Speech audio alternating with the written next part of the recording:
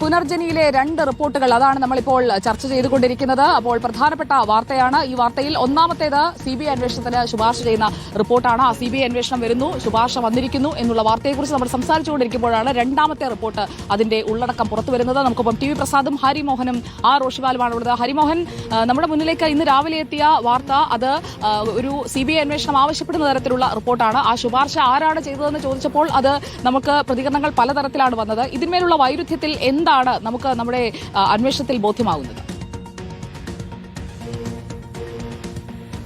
സുജയ, നമുക്ക് ഈ ഘട്ടത്തിൽ മനസ്സിലാക്കാൻ കഴിയുന്നത് ആദ്യ റിപ്പോർട്ട് എന്ന് പറയുന്നതും അഴിമതി നിരോധന നിയമപ്രകാരമുള്ള കുറ്റങ്ങൾ വി ഡി സതീശൻ ചെയ്തിട്ടില്ല എന്നുള്ളതായിരുന്നു. പക്ഷെ പിന്നീട് വിജിലൻസ് മേധാവിയാണ് ഇതിൽ ആദ്യ റിപ്പോർട്ടിന്മേൽ ഒരു അധികമായിക്കൊണ്ട്, അതായത് സർക്കാരിന് ഒരു ശുപാർശ കൂടി സമർപ്പിച്ചത്. അതായത് ഏതെങ്കിലും നിലയിൽ വിദേശ നാണ്യ വിനിമയ ചട്ടം, അതായത് ഫെറയുടെ ലംഘനം ഉണ്ടായിട്ടുണ്ടോ അത് പരിശോധിക്കാൻ എന്തായാലും വിജിലൻസിന് കഴിയില്ല. അതിലൊരു പരിശോധന ആവശ്യമാണ്. അതിൽ കേന്ദ്ര ഏജൻസിയാണ് CBI ആണ് അന്വേഷിക്കേണ്ടത് എന്നുള്ള റിപ്പോർട്ട് അന്നത്തെ വിജിലൻസ് ഡയറക്ടറായിരുന്ന വിജിലൻസ് മേധാവിയായിരുന്ന യോഗേഷ് ഗുപ്തയാണ് പ്രത്യേകമായി സർക്കാരിന് നൽകിയത്. വിജിലൻസിന് ചുമതലയുള്ള അഡീഷണൽ ചീഫ് സെക്രട്ടറിക്കാണ് ഇതിന്റെ ഒരു റിപ്പോർട്ട് അല്ലെങ്കിൽ ശുപാർശ അന്ന് നൽകിയിട്ടുണ്ടായിരുന്നത്. അതിന്മേലാണ് പിന്നീട് ഈ പറയുന്ന, അല്ലെങ്കിൽ സർക്കാർ അതിന്മേലാണ് പിന്നീട് നിയമോപദേശം അടക്കമുള്ള കാര്യങ്ങൾ ചെയ്യുകയും പിന്നീട് അതാണ് ഇന്ന് പുറത്തു വരികയും ചെയ്തത്. പക്ഷേ ഇതിനിടയ്ക്ക് സംഭവിച്ച കാര്യമെന്ന് പറയുന്നത് ഈ ശുപാർശ കൊടുത്തിട്ടുള്ള വിജിലൻസ് മേധാവിയായിട്ടുള്ള യോഗേഷ് ഗുപ്ത ആ സ്ഥാനത്ത് നിന്ന് ഇറങ്ങിപ്പോയി. അതിനുശേഷം ഈ റിപ്പോർട്ടിന്മേൽ പിന്നീട് എന്തെങ്കിലും തരത്തിലുള്ള നടപടി സ്വീകരിക്കാൻ കഴിയുമോ എന്നുള്ള പരിശോധന സർക്കാർ തുടങ്ങി. അങ്ങനെയാണ് ഇതിലെ ശുപാർശ പ്രകാരമുള്ള വിവരങ്ങൾ സ്പീക്കറുടെ അടുത്ത് ചെല്ലുന്നത്. അതായത് 2 കാര്യങ്ങൾ, ഒന്ന് CBI അന്വേഷണവും രണ്ടാമത്തേത് ഈ സ്പീക്കർ നടപടി എടുക്കുന്നതുമായി ബന്ധപ്പെട്ട കാര്യവും. അങ്ങനെ ഈ രണ്ടാമത്തെ കാര്യവുമായി ബന്ധപ്പെട്ടുകൊണ്ടാണ് സ്പീക്കറുടെ അടുത്തേക്ക് ഈ റിപ്പോർട്ട് ശുപാർശ ചെല്ലുന്നത്. ആ സ്പീക്കർ ശുപാർശയിന്മേൽ കൂടുതൽ വിവരങ്ങൾ അറിയുന്നതിന് വേണ്ടി ഒരു കത്ത് വിജിലൻസിന് അയക്കുകയുണ്ടായി. ആ കത്തിന്മേലാണ് വിജിലൻസ് ഇപ്പോൾ ഈ പറയുന്ന റിപ്പോർട്ട്, അതായത് ഏറ്റവും അവസാനം കൊടുത്തിട്ടുള്ള ഇപ്പോൾ പുറത്തു വന്നിട്ടുള്ള റിപ്പോർട്ട് കൈമാറുന്നത്. അതായത് ഒരു കത്തും ഒപ്പം തന്നെ ആ കത്തിനോടൊപ്പമുള്ള റിപ്പോർട്ടുമാണ് വിജിലൻസ് കൈമാറിയത്. അതുപ്രകാരം ഈ ഫണ്ട് ഒരു കാരണവശാലും MLA വി ഡി സതീശൻ MLA കൈകാര്യം ചെയ്തിട്ടില്ല. അതായത് ഈ പറയുന്ന 2018 കൈകാര്യം ചെയ്തിട്ടില്ല. അതുകൊണ്ട് തന്നെ അത് ഏതെങ്കിലും നിലയിൽ അഴിമതി നിരോധന പ്രകാരമുള്ള കുറ്റമോ അല്ലെങ്കിൽ ഏതെങ്കിലും തരത്തിൽ കേസെടുക്കാൻ കഴിയുന്നതോ ഒരു അവസ്ഥയിലല്ല ഉള്ളത് എന്നുള്ള കാര്യമാണ് വിജിലൻസ് വ്യക്തമാക്കിയിരിക്കുന്നത്. അതായത് ആ ഫണ്ട് കൈകാര്യം ചെയ്തിരിക്കുന്നത് മണപ്പാട്ട് ഫൗണ്ടേഷൻ ആണ് എന്നുള്ളത് കൊണ്ട് തന്നെ ഇതുമായി ബന്ധപ്പെട്ടിട്ടുള്ള ഏത് കേസും സ്വാഭാവികമായിട്ടും ആ ഫണ്ട് കൈകാര്യം ചെയ്തിട്ടുള്ള ഈ സന്നദ്ധ സംഘടനയ്ക്കെതിരെ വരും എന്നുള്ളതാണ്. പക്ഷെ നിലവിൽ അത്തരത്തിലുള്ള ഒരു ലംഘനങ്ങളും ഒരു ചട്ടലംഘനമോ അല്ലെങ്കിൽ ഒരു കുറ്റകൃത്യമോ കണ്ടെത്താത്തത് കൊണ്ട് തന്നെ ഈ കേസ് നിലനിൽക്കുന്നതല്ല. അത് ക്ലോസ് ചെയ്യുന്ന ഒരു സ്വഭാവത്തോടു കൂടിയുള്ള റിപ്പോർട്ട് വിജിലൻസ് കൊടുത്തു എന്നുള്ളതാണ് നമുക്ക് മനസ്സിലാക്കാൻ കഴിയുന്നത്.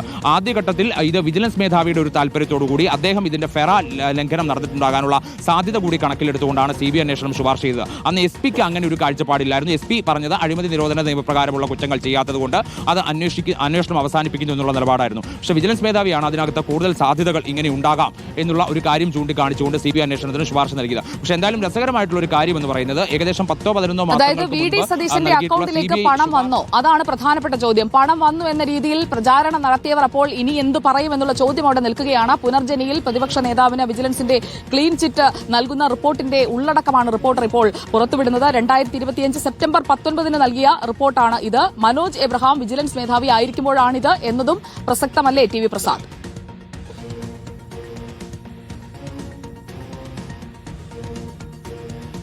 ഉറപ്പായും സുജയ, അത് തന്നെയാണ്. ഇതിലിപ്പോൾ ക്ലീൻ ചിറ്റ് കൊടുത്തിട്ടുള്ള അന്വേഷണ റിപ്പോർട്ടിലെ ആ ഭാഗം കൂടി നമുക്ക് ജസ്റ്റ് ഒന്ന് വായിച്ചു പോകാമെന്ന് തോന്നുന്നു സുജയ. അതായത് മേൽവിഷയം സംബന്ധിച്ച് നടത്തിയ പ്രാഥമിക അന്വേഷണത്തിൽ വെളിവായ വസ്തുക്കളുടെയും പരിശോധിച്ച രേഖകളുടെയും അടിസ്ഥാനത്തിൽ വി ഡി സതീശൻ MLAക്കെതിരെ ബഹുമാനപ്പെട്ട സ്പീക്കർ ആവശ്യപ്പെട്ട ആ കാര്യങ്ങളിലേക്കുള്ള വിശദീകരണം ചുവടെ ചേർക്കുന്നു എന്നുള്ളതാണ്. അതിൽ ആദ്യത്തെ പോയിന്റായി അവർ വിജിലൻസ് പറഞ്ഞിരിക്കുന്നത് പുനർജനി പദ്ധതിയുമായി ബന്ധപ്പെട്ട് ശ്രീ വി ഡി സതീശൻ MLAയുടെ അക്കൗണ്ടിലേക്ക് പണം വന്നതായി കണ്ടെത്തിയില്ല. രണ്ടാമത്തേത്, വിദേശ സന്ദർശനത്തിന് ശേഷം ശ്രീ വി ഡി സതീശൻ വസ്തു വാങ്ങിയതായി പരാതിയിൽ ആരോപിച്ചിട്ടില്ലാത്തതിനാൽ വിഷയത്തിൽ അന്വേഷണം നടത്തിയിട്ടില്ല. 3, പുനർജനി ഫണ്ട് കൈകാര്യം ചെയ്തിട്ടുള്ളത് മണപ്പാട് ഫൗണ്ടേഷൻ എന്ന സന്നദ്ധ സംഘടന മുഖേനയാണ്. ശ്രീ വി ഡി സതീശൻ ഫണ്ട് കൈകാര്യം ചെയ്തതായി അറിവായിട്ടില്ല.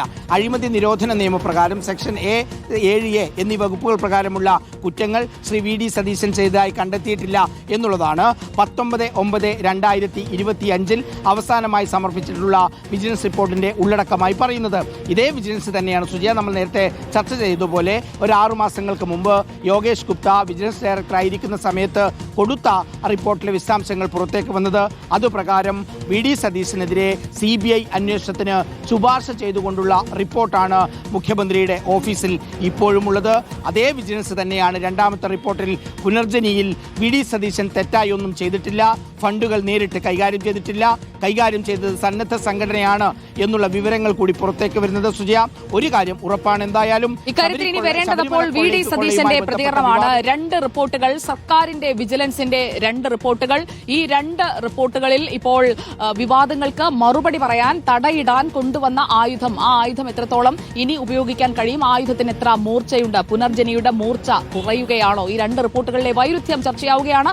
ആദ്യത്തെ റിപ്പോർട്ടിൽ CBI അന്വേഷണത്തിന് ശുപാർശ, രണ്ടാമത്തെ റിപ്പോർട്ടിൽ ക്ലീൻ ചിറ്റ്. അപ്പോൾ ശരിക്കുമുള്ള റിപ്പോർട്ട് ഏതാണ്? മറുപടി പറയേണ്ടത് സർക്കാരാണ്, സർക്കാരിന്റെ ഭാഗമായ വിജിലൻസ് ആണ്.